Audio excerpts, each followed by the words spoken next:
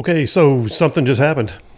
Something that flew under the radar, something that represents the height of cringe and partisanship and insult, and no one really saw it coming. Joe Biden just gave out participation trophies. In a story that was like buried under real news about things like terrorism and elections and geopolitical drama, Biden held a ceremony to award the Presidential Citizens Medal, the second highest award bestowed upon civilians, intended to honor those who have performed exemplary deeds or services for his or her country or fellow citizens. He awarded them, a lot of them.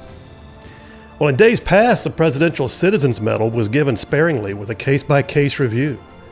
But yeah, this week's activity had Joe Biden handing out tranches of them 20 at a time. You got to ask yourself, should one of the greatest of all civilian achievements be handed out in batches of 20 at a time? I mean, if the whole thing wasn't so maddeningly sad and embarrassing, it'd be funny. But it's not funny. At least not funny, haha. Maybe funny in the inmates are running the asylum kind of way. But then, just to make sure that things, weren't more dubious, Biden turned around and the very next day he gave out 19 Presidential Medals of Freedom, the highest award that can be given to a civilian. A medal that was established by John F. Kennedy back in the 60s. Once again, usually given sparingly with a solemn ceremony, not to be taken lightly. Donald Trump, he awarded a total of 24 during his term. Barack Obama, he blew everybody out of the water. He gave out 118 Medals of Freedom during his tenure. Joe Biden, he gave out 19 in one day. Look, 39 presidential medals total in 2 days. Let's talk about the recipients of the medals. So the Presidential Citizens Medal and the Presidential Medal of Freedom. It's one thing to give out medals in wholesale quantities, but it's the list of the recipients that has actually drawn the attention to the whole farce. In what has to be the biggest slap in the face to over half the nation, Biden chose to hand the vaunted Presidential Medal of Citizenship to none other than former Congresswoman Liz Cheney and Congressman Benny Thompson. Liz and Benny, the architects and the bosses of the infamous January 6th Commission for their defense of democracy. Biden stood up there all stilted and stammering. He actually held Liz's hand while she deadpanned without a single smile through the lauding that she got. It was the equivalent of a massive presidential participation trophy is what it was. And a poke in the eye, really, to anybody who held the notion that America is somehow turning its page on partisanship. Not really. So Benny Thompson, whatever. He's a partisan liberal Democrat from the word go. But Liz Cheney? Really?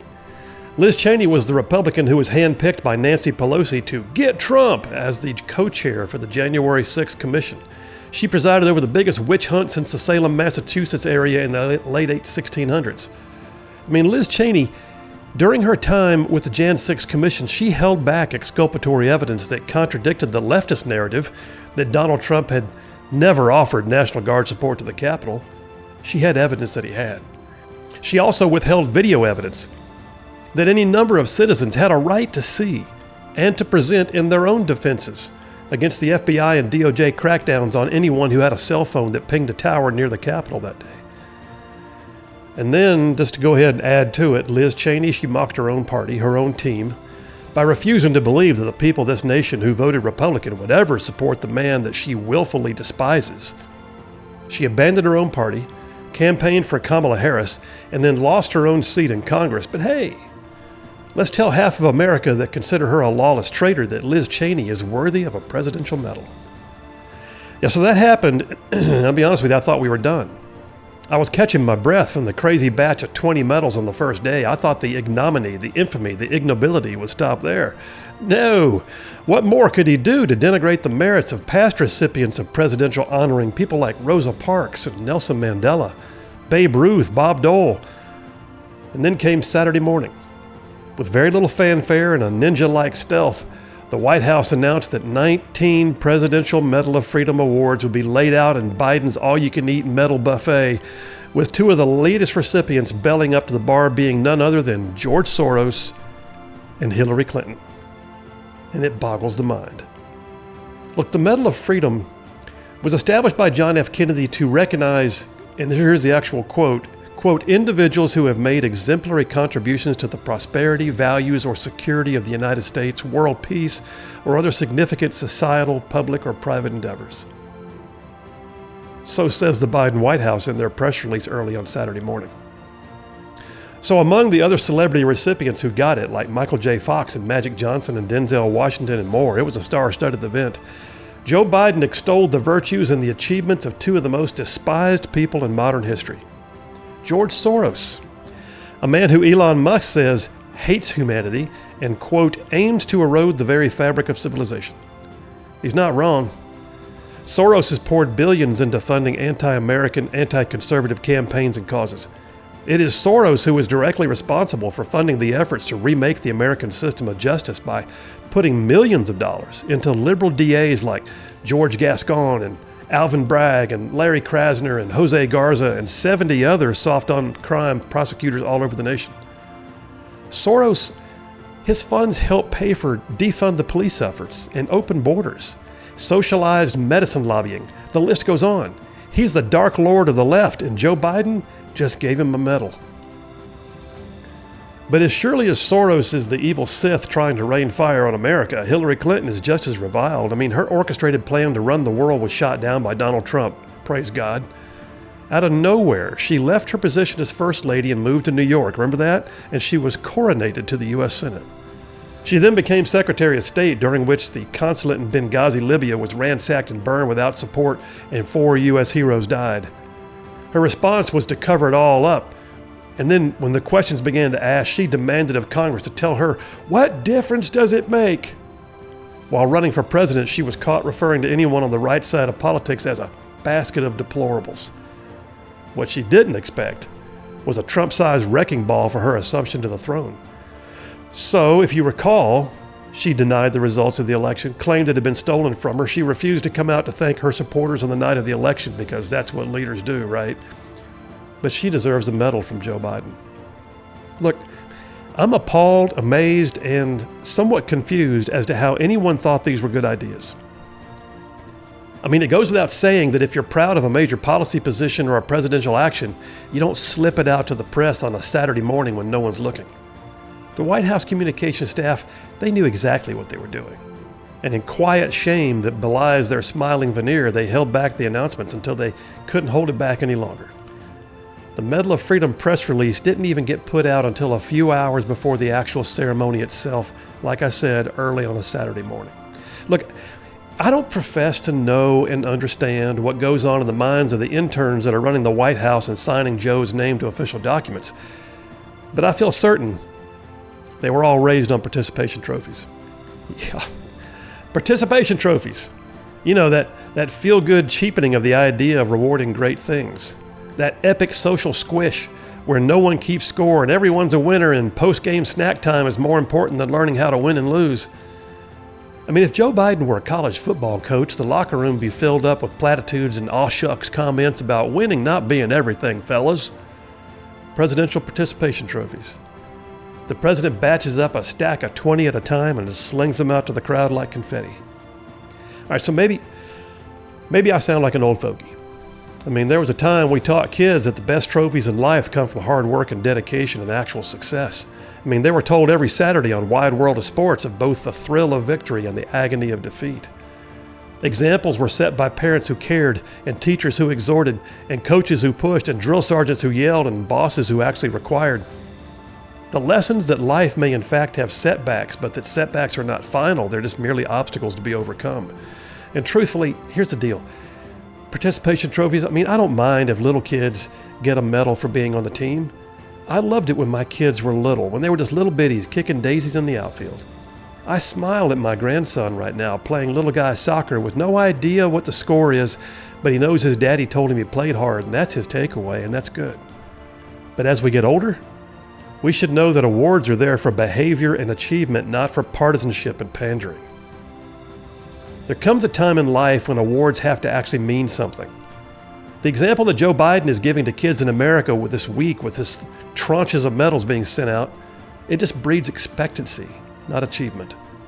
Now, Biden pretends to see achievement, but the message that is actually being sent is that awards are just for showing up in Biden's world. The example that Joe Biden is giving right now to kids in America is not helpful. Kids who learn from and lean on the examples we saw in those two feckless award ceremonies, they're the kind that would grow up to be adults who would drop into the fetal position and seize up if they were ever told to storm the beaches at Normandy. These kind of participation trophy ceremonies, they're what breeds reckless indifference and self-serving and people who don't understand what it means to do something for the greater good. I mean, think about it. In modern society, do you remember the student protests of the last few years? Now, I suspect that Biden's going to find a way somehow to award the student protesters at Columbia University. You know, those same spoiled skulls full of mush who stared down their deans and defied the good order and discipline of academia and called for their university to divest itself of anything related to Israel. Remember them? A bunch of kids so empowered, they could break out the windows of school buildings and take over the classrooms and pull down the American flag and raise the Palestinian flag and threaten Jewish students with bodily harm, call for death to Israel, and then demand that the schools send them vegan meals and promise they wouldn't get counted absent on the exams that they were skipping while they tore up the campus.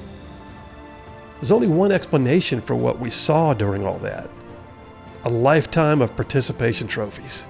You heard me. I mean, we saw what happens on campuses when a generation of kids grows into semi-maturity, having never learned that life can be hard and that not everyone's a winner. You don't always get a trophy when you lose, and yes, there are consequences for bad behavior. Most of those everyone's a winner neophytes on the college campuses, they didn't even know what they were protesting. Something about their school does like some kind of business with some country called Israel, who's at war with these poor, misunderstood, oppressed people called, Pakistanis or something? And they wear cool scarves, and I think they're like in the Middle East, or it's just somewhere like near Africa or something. Yeah. But that group at Columbia, they actually folded up pretty quick when most of the protesters got hungry. Because they forgot to bring their juicy juice and gluten-free snack bites. The New York Post pointed out the Red Army held out against the Nazis during the siege of Leningrad for years under severe famine, but the pro-Palestinian protesters at Columbia, they didn't make it to snack time. So I digress. I know it. Well, not really. What happened on college campuses like Columbia was left unchallenged by the Biden administration. Nary a word. Nary a word as students disrupted and detained and demanded. And think about the broader picture of society during that time. The same administration that never provides any accountability or takes any accountability unless it benefits them to take accountability is the same organization that just gave out 39 presidential medals in a 24-hour period. They're the same organization that stood by and watched as BLM burned whole city blocks, and yet Kamala Harris helped raise money for their bail. Or when Antifa locked down a huge swath of downtown Portland and Seattle, Joe Biden had nothing to say to that. Consequences mean nothing to this administration unless it involves slapping the hand of government across the face of anybody they deem to be on the right side of events. So if you're a conservative, you get no mercy, you get no quarter, and you surely get no gold medals. Unless, of course, you're Liz Cheney, a true conservative who is willing to turn on her own party, her own principles, her own constituents. Look, it's this mentality that allowed so much feckless strife during the past 4 years. Participation trophies is just another example. Like I said, BLM rioted and burned and they were honored. Illegal immigrants got free housing while hardworking Americans couldn't afford groceries.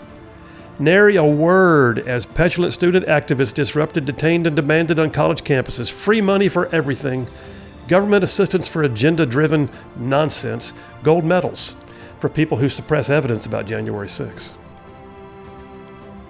Medal ceremonies like those given out this past week are the hand of government slapping its face across the majority of America. If you're a conservative, like I said, you get no mercy, no quarter, and no medals.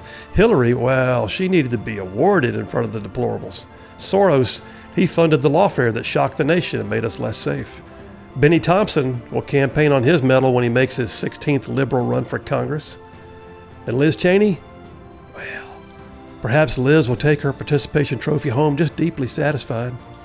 And when MSNBC calls her to host one of their ill-fated, low-rated shows, she can hang her medal in the broadcast booth as a testament that if you really screw people over and hose the ones who initially supported you and switch teams in mid-game, then you too can get an award from a president who doesn't even know the value of his office. Presidential medals. In Biden land, those are nothing more than presidential participation trophies. That's my philosophy.